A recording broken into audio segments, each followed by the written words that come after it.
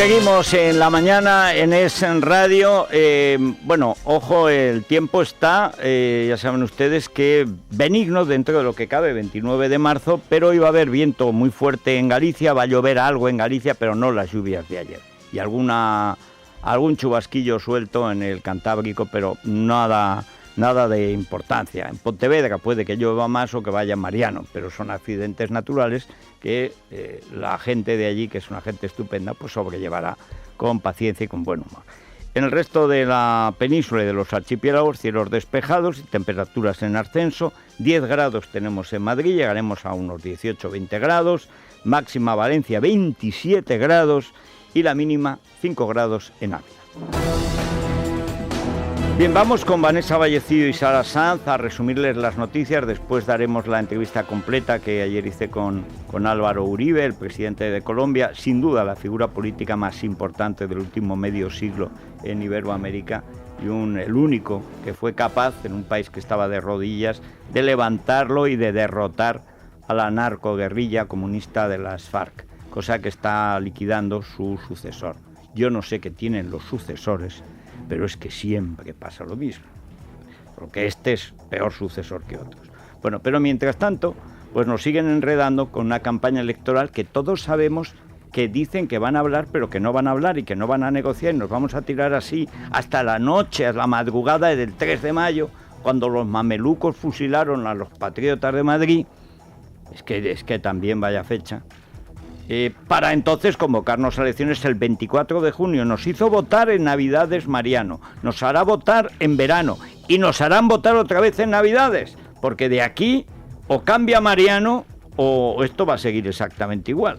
Y Mariano antes cambiará la Sierra de Gredos, o sea, salvo castañazo electoral o aburrimiento súbito, esto no tiene remedio. Así que les contamos lo que parece que está pasando, pero no le den mucha credibilidad porque es lo que dicen ellos que pasa.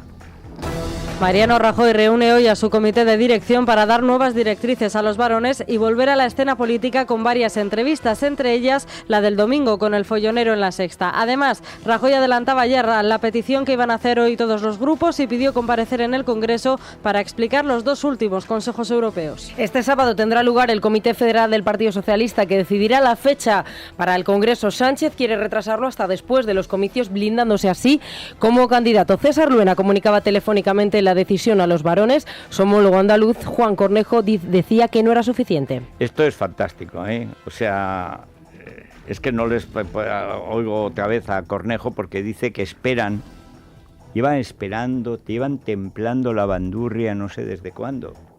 Al final, como no está claro, pues Susana se queda en Andalucía, que es lo que le dijo Felipe González, tal vez con buen criterio. Pero qué mareo tienen en el PSOE. Como Sánchez no se fía, extremará los gestos ridículos de apoyo a Podemos. Pero Podemos, ¿en qué está? En ir a las elecciones, lo mismo que Mariano, pero si la cosa está clara. O sea, Podemos no quiere un gobierno de centro-izquierda y el PP tampoco, y vamos a las elecciones, pues porque no quieren ni Mariano ni Coleta Morada. Y por cierto, si alguien tiene noticias del bebé de Vescansa o del bebé Rejón, por favor, que lo comunique a Es Radio, se gratificará. Podemos también reúne hoy a su junta de portavoces a la que acudirá Íñigo Errejón. Ayer ya posó junto a Iglesias cuando presentaron el texto en el que piden a Sánchez el mismo número de ministerios para Podemos que para el PSOE. PSOE y Ciudadanos también presentarán una versión mejorada del acuerdo que firmaron. La Fiscalía belga libera al único inculpado en los atentados. En un escueto comunicado explican que los indicios encontrados no sustentan en la investigación en curso. Aún así, el periodista Faisal Chefou sigue acusado de captar yihadistas. Mientras las autoridades investigan la denuncia de los trabajadores de Metro, según la cual la Fiscalía no dio orden de desalojo hasta 20 minutos después de la primera explosión en el aeropuerto. Entre CTV, Margallo pedía integrar a los musulmanes. Hay que integrar a estas minorías que tenemos aquí musulmanas que se sienten irritadas y fuera de la convivencia nacional, porque no olvidemos que en París y en Bruselas los que han matado tenían nacionalidad europea. Bueno, ¿y por qué en lugar de integrarlas no las metes las integras en la cárcel? Porque hay una mayoría irritada de que con todos los beneficios de gente que tiene la nacionalidad de ese país se dedique a matar a la gente de ese país. Pero que este tío O sea, pero ¿cómo es posible que este tío, solamente porque descubrió los placeres de la vida a Mariano Rajoy, esté de ministro de Exteriores? Hay que intégralos en tu casa. ¿Por qué no los integras en tu casa, Margallo? Vete, la fundación esa que te has inventado para Alicante, para lo que tú sabes y yo también, ¿por qué no integras allí? Anda, que no hay en Elche. Intégralos. Estás a 1 hora de Argelia, vete a integrar a Argelia, o sea... ¿Pero qué es esto? ¿Pero qué mamarrachada es esta de que tenemos que integrar? Tienen que integrarse los que quieren integrarse en una sociedad y si no, sobran en esa sociedad. Pero es que Europa está a punto de estallar porque esto, que es un clamor, que es de sentido común, resulta que los partidos tradicionales se empeñan en no verlo, en no ver la indignación de la gente. No, el que está irritado es el contribuyente belga que ve cómo le pagas al islamista desde la mezquita hasta la educación y la comida para que luego te ponga un coche bomba y te mate a tus hijos. O sea, está irritada la gente que paga eso. Pero está irritada en Francia, está irritada en Londres y se va a irritar en Alemania, que será el próximo atentado. Admito apuestas, Holanda o Alemania. Porque es seguro que va a volver a pasar. 2 veces en París, ahora en Bruselas, pasará en Alemania. Y llega la Merkel, claro, como a ella le sale gratis. Es decir, no, cada año 1 millón de refugiados. Mételos en tu casa. ¿Esto qué es? Es que qué clase de demagogia irresponsable, que se creen todos, el padre Ángel. En fin, lo contrario de Margallo y de la basura política que estamos viviendo en Europa, que va a llevar a la implosión de toda la estructura democrática europea, porque una de dos, o se hace caso a lo que está pasando, o naturalmente la gente va a votar a extremistas, que se van a cargar la Unión Europea. Pero es que va a ser así. Hombre, si la gente decente no hace nada, lo hará la indecente, eso seguro. Margallo es lo contrario de Álvaro Uribe.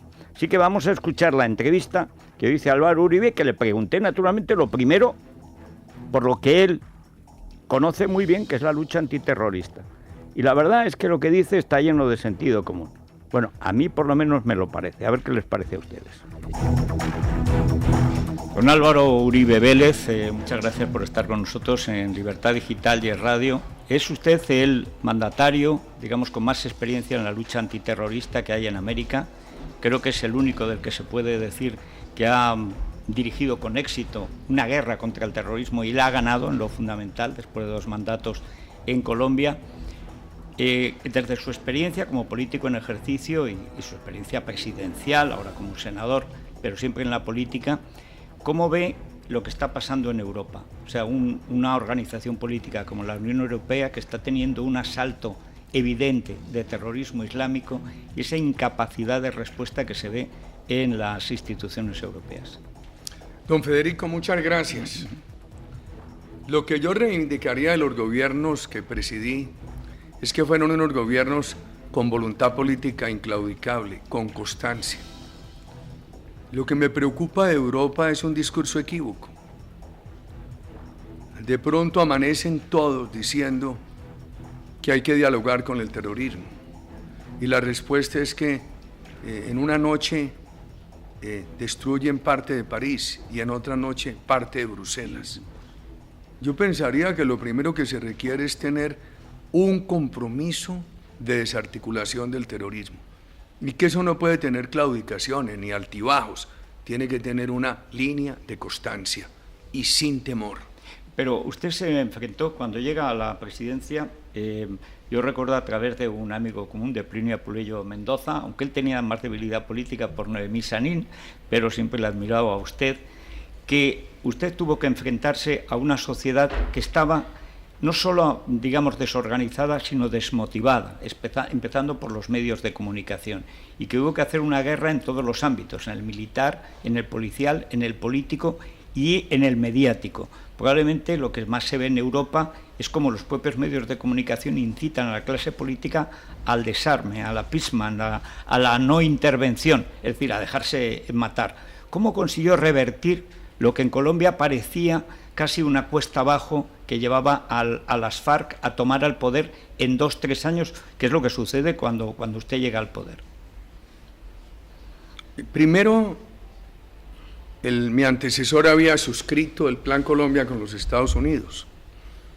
Nos ayudó en la política antidroga. Segundo, nosotros tuvimos 3 políticas: la política de seguridad, la política de promoción de inversiones y la política social.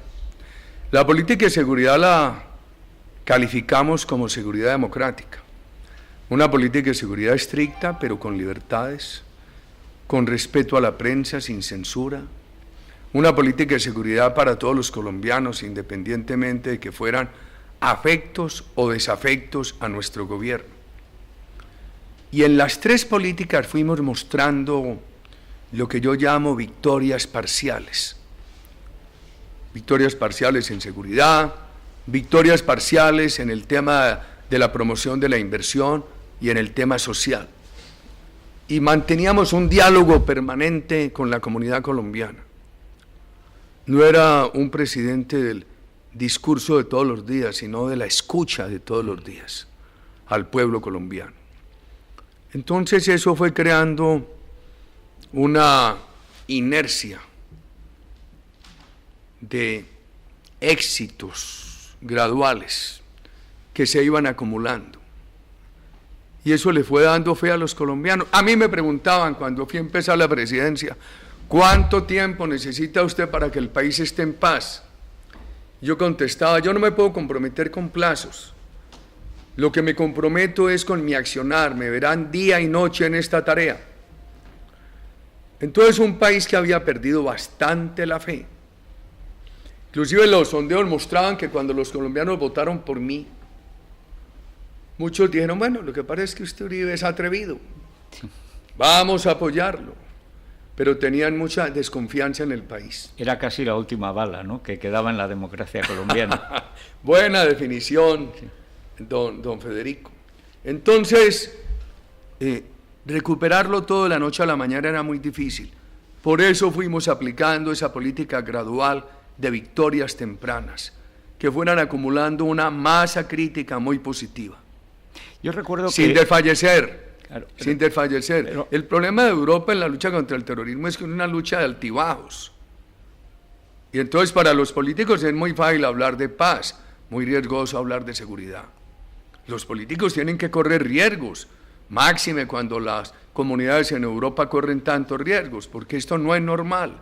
Esta sucesión de atentados en Europa. No hace mucho ocurrió lo de Londres y vino lo de París. Y creo que estamos a 3 meses de que sucedió lo de París, a enero, a febrero y marzo, y viene lo de Bruselas. Son los mismos, además, la misma célula que operaba en Bruselas sabe que no los detuvieron porque a las 12 de la noche la policía belga no puede detener a nadie. Pero con otra cosa, don Federico. Entre París y Bruselas, Europa parecía haberse olvidado del terrorismo. Entonces, en tan poco tiempo, y se olvidaron del terrorismo, y reapareció. Y lo que me da tristeza a mí también es que hay políticas muy discordantes. Inmediatamente ocurre lo de Bruselas, reaparece el discurso reactivo contra el terrorismo. Pero los mismos que acuden acá a condenar al terrorismo son los mismos que lo validan en Colombia. Y están pidiendo impunidad para el terrorismo colombiano. Yo aquí no puedo pensar solamente en función de el desafío que usted me hace de referirme al tema europeo. Tengo que expresarme también como colombiano, dolido porque lo de Bruselas y de lo de París aquí se le califica como tiene que ser terrorismo, pero en Colombia nosotros hemos sufrido de la FARC y de estos grupos, sí en Bruselas, sí en París, y allá muchos europeos lo que quieren es impunidad, la impunidad que el gobierno de Colombia está ofreciendo, porque la FARC, con tantas atrocidades, responsable de docenas de masacres, no irán un día a la cárcel y les darán elegibilidad política. ¿Quién permitiría eso en Europa? Pues no se lo creerá, pero en España es exactamente lo que el gobierno de Zapatero y ahora el de Rajoy están haciendo con la ETA. soltar a todos los etarras, hacer que sean elegidos, digamos, corromperlos, creen ellos, cuando a un asesino o lo vences o no lo vences. Pero en España hemos vivido un fenómeno parecido al que creo que se está viviendo en Colombia, que es pensar que la paz es como un bálsamo, el bálsamo de Fierabras, que arregla los problemas políticos. Yo recuerdo un periódico de Colombia que ese día yo dije, lo de Uribe no sé si tiene futuro, porque había una sección, Sociedad Política, que se llamaba Paz. Digo ya, si la paz es una sección de los periódicos, todos los días tiene que haber una noticia sobre la paz, mala señal. En La Habana, esta semana pasada, tenía que haberse firmado el acuerdo definitivo de desarme de las FARC. Creo que lleva 3 años el presidente Santos firmando prácticamente todas las semanas el acuerdo, y el acuerdo sigue sin firmar. ¿Usted cree que se firmará alguna vez o que servirá para algo? Primero, cuando usted me plantea el tema de lo que está ocurriendo en España, le voy a decir que todavía quedan diferencias con Colombia. Usted dice, aquí están sacando a los etarras de la cárcel. Es que no quieren llevar a la FARC a la cárcel. Sí. Que aquí les van a dar elegibilidad política. En casos en que la condena del juez los prive de la elegibilidad política, aquí respetan la condena del juez. El acuerdo de justicia suscrito entre la FARC y el gobierno garantizaría para la FARC elegibilidad política, sin depender de la gravedad del delito. La fecha del 23 de marzo, a mí no me preocupa tanto la fecha como la sustancia del acuerdo. El gobierno hace 3 años dijo que iba a ser un proceso muy breve, habló de 6 meses. En septiembre del año pasado puso como fecha límite el 23 de marzo. Pues esto hace parte de aquello a lo cual Colombia ya se está acostumbrando, de la reiterada falta del gobierno Santos al cumplimiento de la palabra. ¿Qué me preocupa a mí del fondo? Que el acuerdo como está concebido es un acuerdo generador de más violencia, como lo hemos visto en los últimos 3 años, que han hablado todos los días de paz y se ha incrementado la violencia en Colombia. El narcotráfico, cuando empezó el Plan Colombia, el país tenía 170.000 hectáreas de droga. Hace 3 años tenía 42.000. El reporte de hace semana y media habla de 159.000. Casi que podríamos decir, se perdió el esfuerzo, el sacrificio, los años del Plan Colombia. Me preocupa la impunidad, me preocupa que ponen a la FARC, el mayor cartel de cocaína del mundo, a ser el interlocutor del gobierno en la política contra el narcotráfico. Me preocupa que la FARC, que ha sido el verdugo del sector agropecuario, se constituye en una especie de cogobierno para definir el futuro del sector agropecuario. Me preocupa enormemente que hayan nivelado a las Fuerzas Armadas de Colombia, que no han sido Fuerzas Armadas de la dictadura, sino de la democracia, con el terrorismo. Me preocupa que mientras Chávez expropiaba al periodismo libre de Venezuela, el gobierno de Colombia lo soborna con cuantiosísimos contratos y con eso tapa la corrupción. Me preocupa que ya han hecho un daño a la economía y anuncian más daños a la economía. Todo esto alrededor de un solo tema, de lo único que se habla, lo único que parece preocupar al gobierno, La Habana, cómo consentir a la FARC. Hay una cuestión que usted tuvo que abordar siendo presidente, que fue precisamente los 2 santuarios que tenían las FARC, que eran Venezuela y Ecuador. De hecho, uno de los momentos clave, probablemente el decisivo desde el punto de vista militar, fue cuando atacan en Ecuador y acaban con un cabecilla, uno de los cabecillas históricos de las FARC. Hay un momento en el que parece que usted ha ganado la batalla militar sin duda, está ganando la batalla política y de alguna manera su periodo político termina, tiene 2 legislaturas. ¿Usted no lamenta ahora haber intentado la 3ª reelección? ¿No piensa que como Churchill, después de ganar la guerra, no lo querían para gestionar la vida cotidiana? ¿O creyeron que habían ganado la paz cuando la guerra no había terminado? ¿Qué piensa usted ahora en perspectiva? Tengo que hacer una anotación. Siempre me obligo a repetir. Nuestra acción no fue contra Ecuador, no fue contra el pueblo ecuatoriano, no fue contra su soberanía. Fue contra un grupo terrorista, la FARC, que usurpaba el territorio ecuatoriano y desde allí ordenaba todos los atentados terroristas en Colombia y coordinaba el secuestro, por ejemplo, de Ingrid Betancourt, de docenas de colombianos, coordinaba el secuestro de militares colombianos. A los 2 meses de haber abatido a los integrantes de ese campamento terrorista, se logró la liberación de Ingrid Betancourt. Entonces, eso no fue una operación porque sí, ni menos contra Ecuador, ni mucho menos contra Ecuador. Fue una operación fundamental para desarticular el terrorismo. El tema de mirando hacer una retrospección al intento de una segunda reelección. Yo siempre tuve dudas. Dije que tenía una encrucijada del alma, que por un lado no me gustaba, era contrario a perpetuar al presidente, y por otro lado me daba miedo que se fracasaran las políticas. Elegimos al actual presidente con mucha confianza.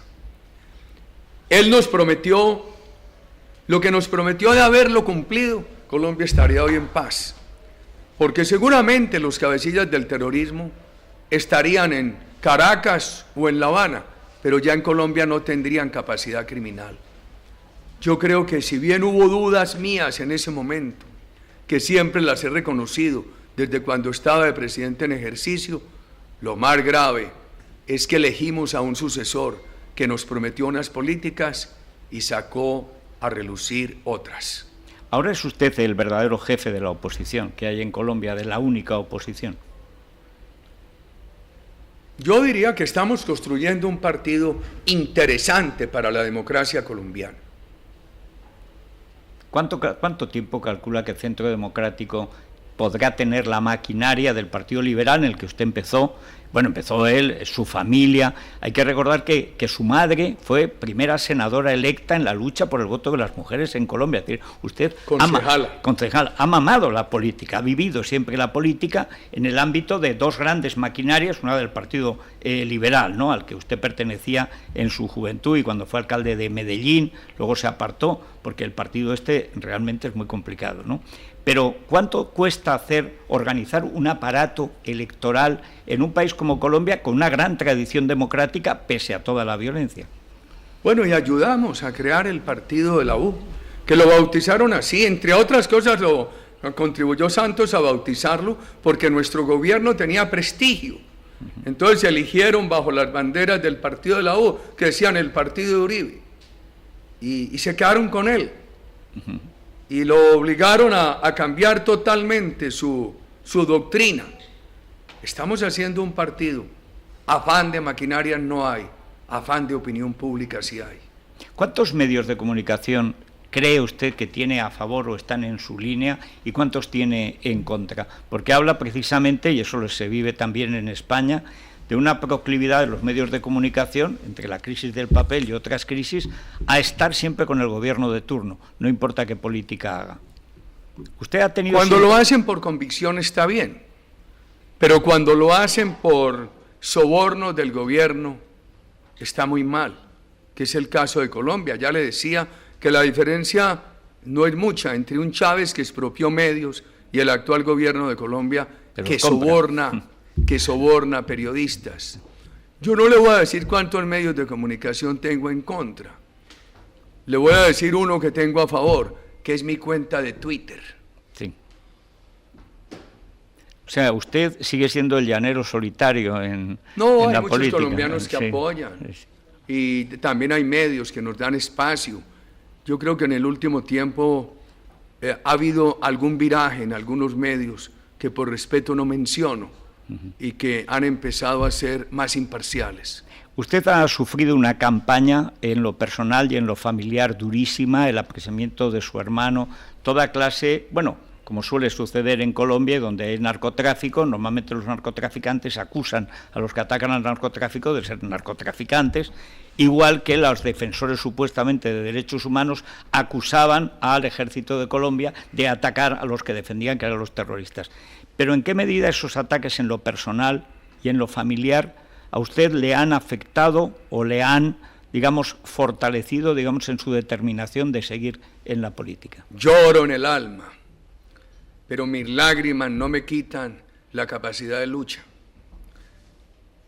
A mi hermano lo acusan de unos homicidios que ocurrieron entre 1993 y 1994. Después vino mi llegada a la gobernación de Antioquia.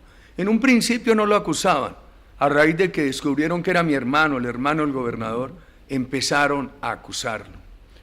Durante 20 años, mi hermano compareció cumplidamente a la justicia. Ahora lo ponen preso. Un fiscal anterior lo absolvió. Otro fiscal no encontró mérito para acusarlo. Y el fiscal general de la nación, que está al servicio de la política, se olvidó que el ejercicio, la administración de la justicia tiene que estar al servicio de la ley. El fiscal general de Colombia nombró a otro fiscal que había perdido el polígrafo, había sido desvinculado de la fiscalía y es militante de un grupo político contrario al mío para meter a mi hermano a la cárcel. ¿Y qué siente usted cuando ve eso? Cuando por la noche le cuesta dormir. Tengo que dormir, no porque no porque no me pesen las tristezas, pero tengo que dormir para poder recuperar energías y amanecer con la bandera de la lucha en alto. Hay que llorar para adentro, estimado periodista. Hay una última cuestión, porque tenemos que ir además a ver a nuestro buen amigo Mario Vargas Llosa, que festeja sus 80 años, nada menos. Cuando ve la situación intelectual de Iberoamérica, estoy pensando en aquel libro de su compatriota Plinio Puello Mendoza, con Montaner y con Álvaro Vargas Llosa, el perfecto idiota latinoamericano, que parecía que se iba a extinguir esa especie. Yo recuerdo haber estado incluso en Venezuela con Carlos Rangel, uno de los mejores intelectuales que mejor vio esa relación de la izquierda idiota con el terrorismo, el de las FARC y otros, siempre con La Habana detrás. Cuando ve, digamos, la lucha casi en solitario de intelectuales como Mario Vargas Llosa, que ha tenido éxito por otras razones, pero hay muchos que están siendo condenados precisamente por tener una línea contraria a los populismos que increíblemente ahora parece que están a la orden del día en toda Iberoamérica y creo que empiezan a estarlo también en Europa. ¿Eso cómo lo vive usted? Esa especie de irracionalismo que se ve en Bolivia, se ve en Ecuador o se ve en Venezuela. Al leer al perfecto idiota latinoamericano, de los connotados autores por usted mencionados como Álvaro Vargas Llosa y mi compatriota Plinio Puello Mendoza, uno pensaría que son historias del pasado. Nunca imaginé que se fueran a reeditar, que las fuéramos a observar nuevamente en la vida real. Infortunadamente América Latina ha tenido en los últimos años unos gobiernos pusilánimes frente a la dictadura de Maduro en Venezuela.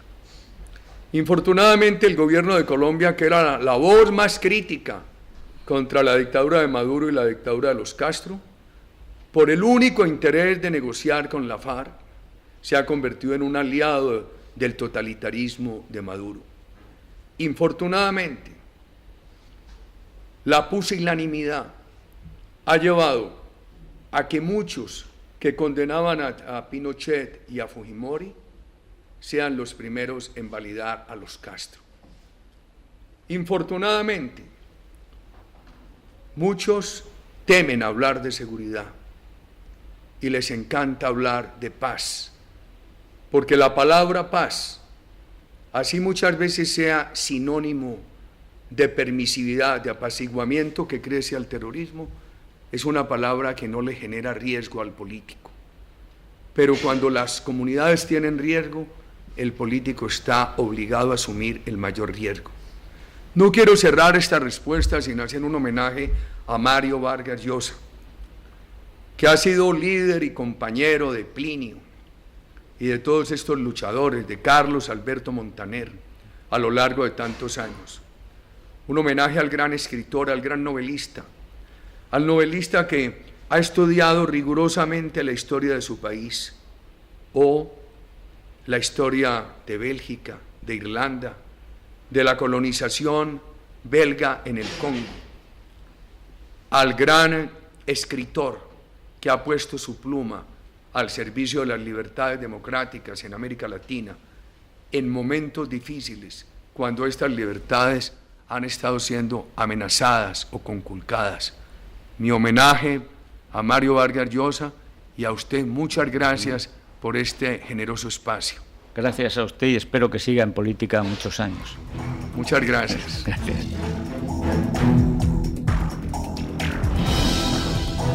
Bueno, si quieren ir a Colombia, salvo que el presidente Santos les esté acechando, yo creo que Iberia, ¿no? Sí, Iberia.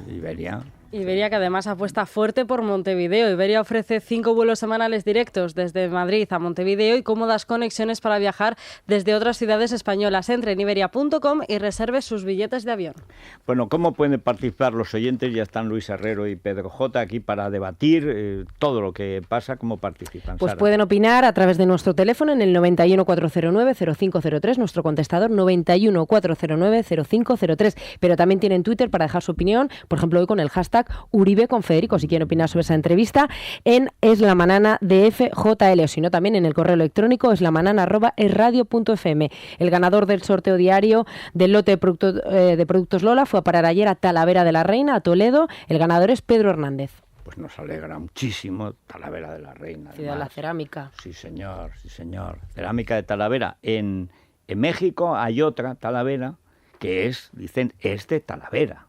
Es una cosa ya, no va más de la cerámica, también es de Talavera. Bueno, y en la Mutua madrileña, Rubén, nos han preparado un 3 por el precio de 1, porque tal como está la vida de insegura, yo creo que todo seguro es poco. Porque ahora la Mutua te dan más. Trae el seguro de tu coche a la Mutua y te puede salir gratis el de hogar y el de moto. Llama ya al 902-555-485. 3 por 1 de la Mutua. Recuerda, 902-555-485. Consulta condiciones de la promoción en Mutua.es. Vente a la Mutua. A la tertulia. Es la mañana de